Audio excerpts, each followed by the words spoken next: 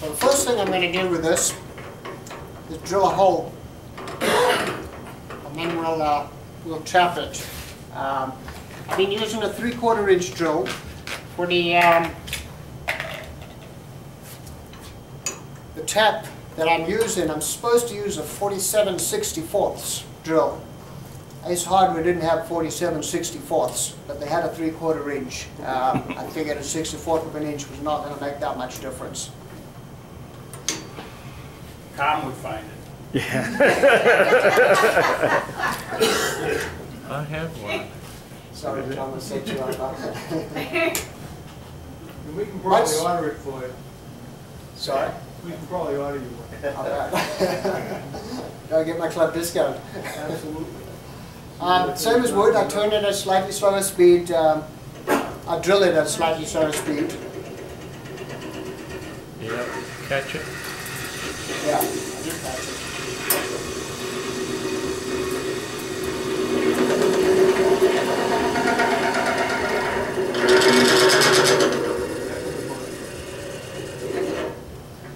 Do you guys remember Rudy's demo and that joke that he told us? $50 is $50. $50 is $50. There's no need to waste that. Just throw it back in the pot and reuse it again. When I first started, and I got to this point, I would take this out of the lathe, and I'd take it across my workbench, and using my tap and a wrench, I'd tap the threads into it. I wasn't following the hole perfectly, and so what was happening is my finials were kind of standing at a little bit of an angle.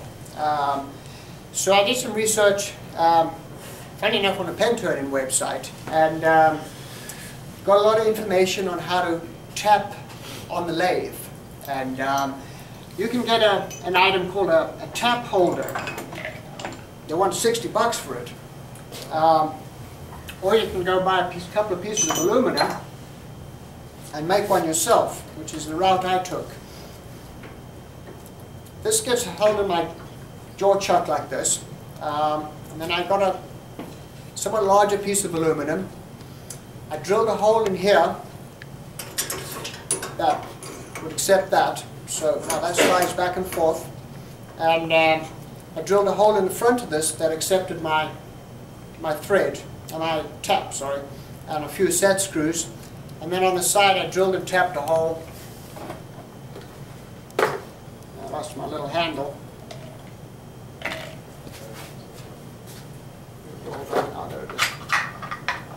And made a little handle.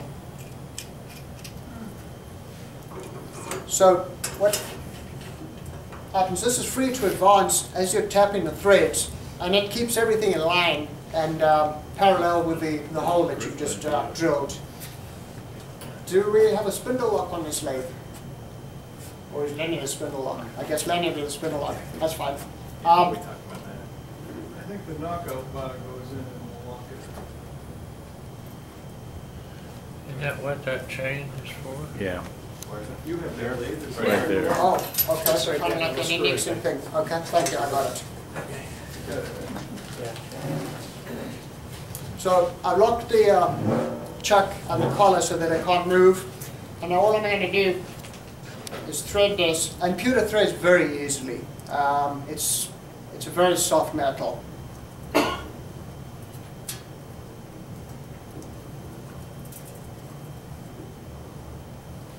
You're not using any cutting oil. Sorry? You're not using any oil to cut it with? No Pam, none of it? Nope, not necessary at all. It's really, really soft. You know, when you thread, you back out a little bit and all that. I mean, you hardly even have to do that.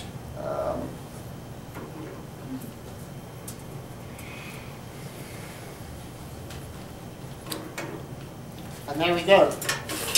It's threaded. And the next step is to mount it on the lathe and turn it. So now my dilemma was, how am I going to mount it on the lathe? And we were talking about unusual mounting techniques. As it seems so often in the case in wood turning, when you've got to do a new technique, it seems like you've got to buy a new tool. In this case, is no exception. The only difference is that this tool cost me 27 cents at Lowe's in the electrical department. It's just a 1/2-inch terminal adapter, and it's got the same threads as the one I've just tapped. So what I do is I just mount this in the step jaws on this chuck.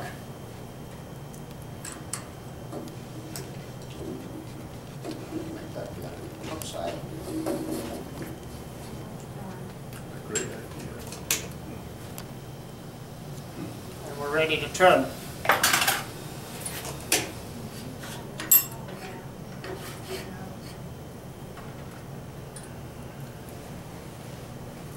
Turning pewter is fairly similar to turning wood. It's a little harder. It reacts similarly to both scraping and cutting. It actually scrapes better than wood does. There's no, the direction of the cut is not important, mainly because there's no grain involved. You do have to be aware that as the pewter starts to get a bit thin, much the same as when you're turning a thin-walled bowl, you're going to start to get chatter as well. So you can treat that the same as you would turning a thin-walled bowl, advanced in stages. Let me get started here. And the first thing I want to do is just true up the edge of it.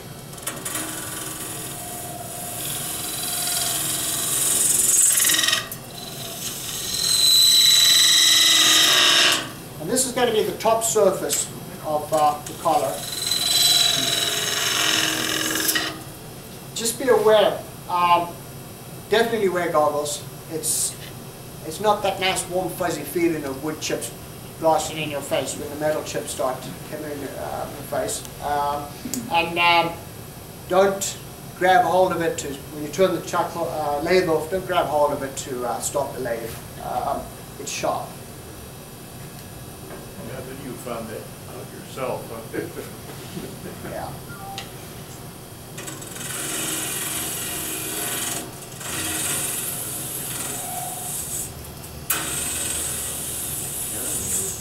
Now, as I'm turning the top surface here,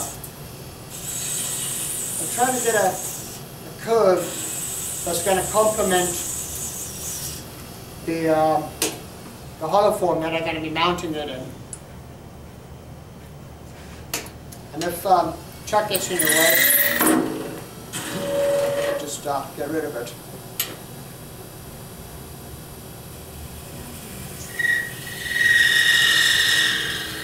See that chatter?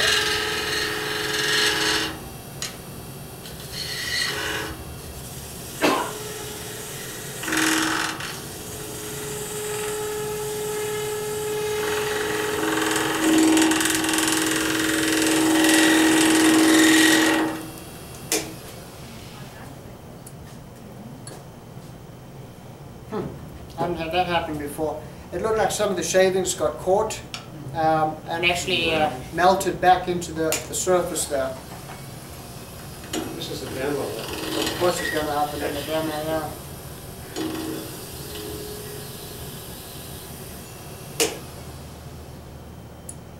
Okay. Normally at this point I would, much the same as any time before you're doing any embellishments, I would sand this. I've been using a as you can see, you get a pretty decent surface. So I normally start with about 320 and sand 400 and 600, and then the abrasive rogan thing. So I'm just gonna do this one. How high of abrasive will you go? What type of grit will you use? I believe this is the equivalent of 4.0 steel wool. What I'm looking for more is not shiny, but a smooth surface. I don't particularly like the shiny. I like the patina of the old antique look. And in actual fact, that's what I'm going to achieve. So I'm more looking to make it smooth than shiny. But you know, what the effect you're looking for might be different. So some of the tools that I've experimented with. This is the Wagner Apprentice Wagner tool, and I'm going to kind of do a couple of different embellishments here, just to show you that what is possible.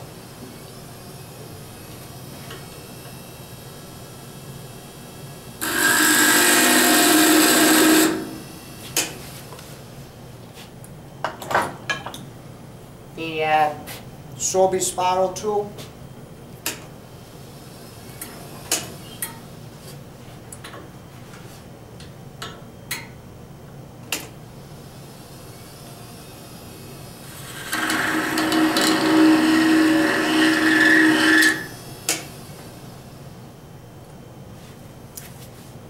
And then the one that everybody bought at the symposium, in which I used my gift certificate from the club for the new elf.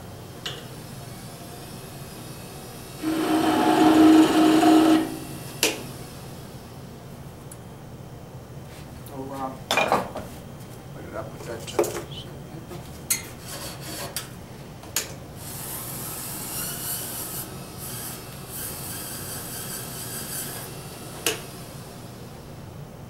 Is that coming up? Okay.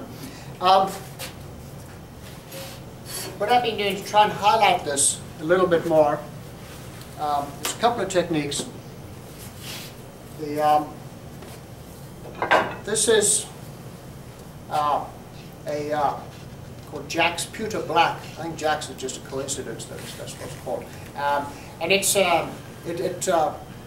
provides a patina, an antique patina, as if the pewter's been sitting for years and years. Another quick and easy one, and, which I'm going to do now.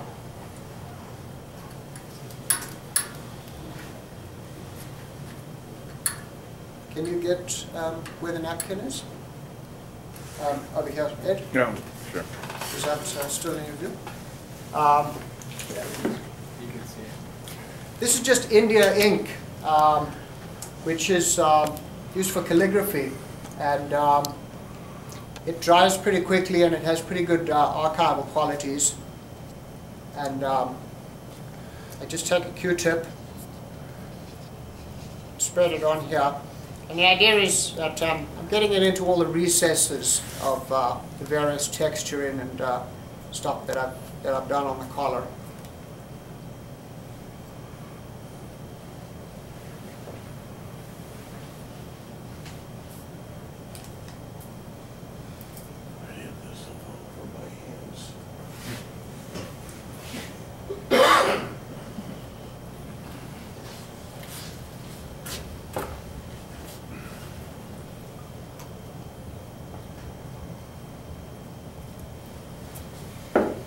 This is much the same as when you see the guys demoing the various chatter tools and that, and they take the little colored markers and stuff. That's pretty much all we're doing here. This is mounted. This isn't fully dry yet, but I'm going to go ahead and turn the underside while that dries.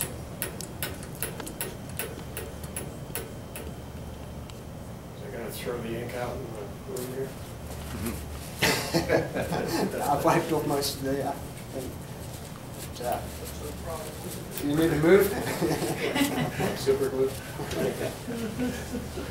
the problem having that seat down front?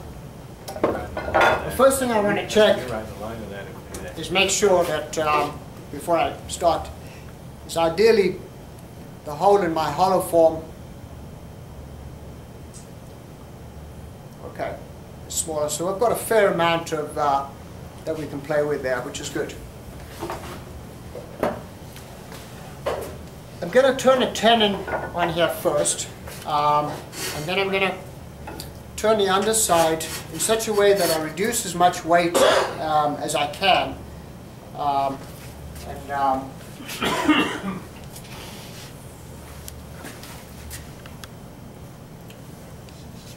That's our underside with a threaded hole. And I want my tenon to come up at an angle, and I'm exaggerating that. And there's the tenon there. Much the same as you turn the underside of a bowl, so that I want to make sure that where it meets the hollow form, that it's going to, this part is going to sit nice and flush on the hollow form. Okay, and I've exaggerated that quite a bit. And then that'll be my tenon, and from there I'm going to go up and try and follow the contour of it, so we've got a similar wall thickness, except as I get to the center, I'm going to come back down again because I don't want to turn all my threads away. Okay, so does that make sense there, the profile that I'm trying to achieve on the underside there?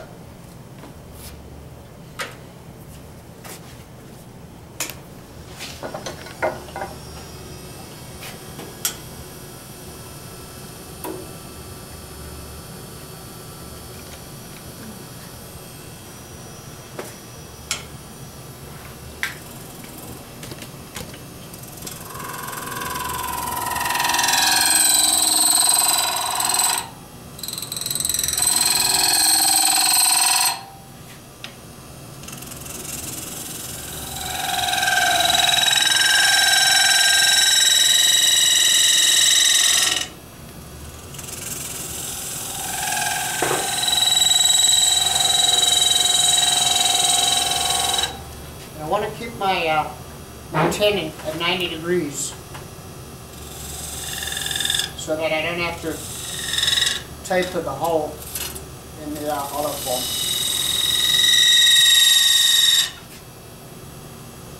And then this side here is going to be undercut.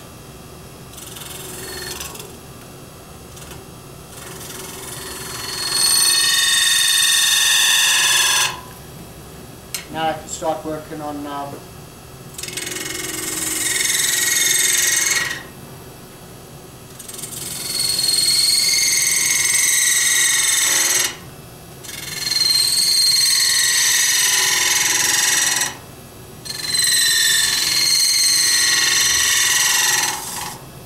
you can see I'm progressing in small stages, and you can hear the chatter. Oh, sorry. Clear that up.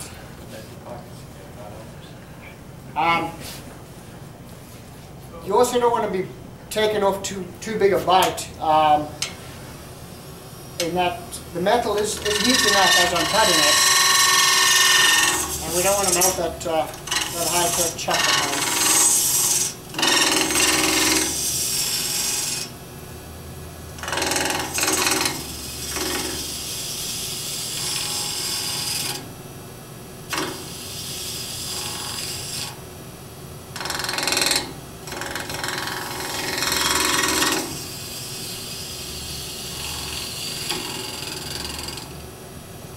So Keith, you're not concerned with the diameter of your hollow form yet? No. All I want to make sure is that the tenon is bigger diameter than the hole that I have in my hollow form. And if you remember from Tom's demo, the thing that I really got from that was it's easier to match the hole on the hollow form to the tenon than the other way around. So, Absolutely. so that's all I'm trying to do there is just make sure that this is bigger. And I mean, obviously I worked towards all of this when I turned the hollow form with the initial hole, and that I had an idea of how big the tenon was going to be and stuff. But as far as the exact measurements go, I'm not concerned at this point. I don't care how big this tenon is, so long as it's bigger than the hole in a hollow form. So I do just finish this off, just to make sure there's no sharp edges, so that, because you know that people are going to stick their fingers in, and we don't want them cutting themselves.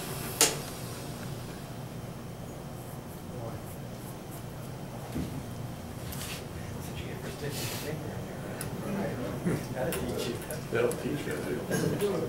So that's the underside turned, and you can see by the amount of shavings that came off, I reduced the weight quite a bit.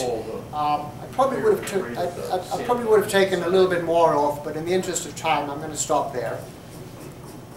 And now I just turn it back so the top is exposed, and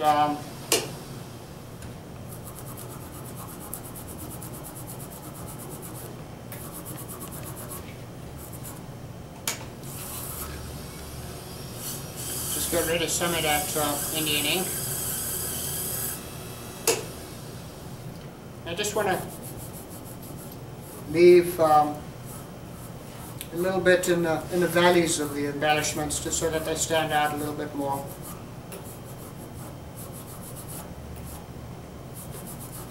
Keith, I have an overchuck, and my chuck like that, the legs will splay a little bit, so that thing might not end up exactly square, your secondary chuck with the bricks.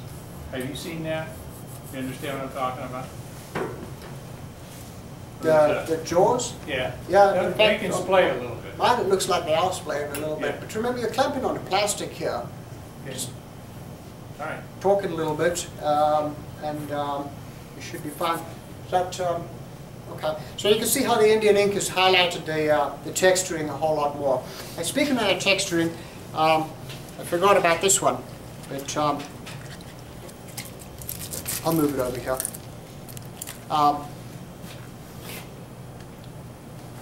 If you can imagine that one there with some Indian ink on, it's a pretty nice effect. And then this one, obviously, you don't have to turn the top. You just have to turn the underside. So I'll turn it into a circle and turn the underside. And what I do is just put the Indian ink and then sand it off. And it's a pretty nice effect. Okay.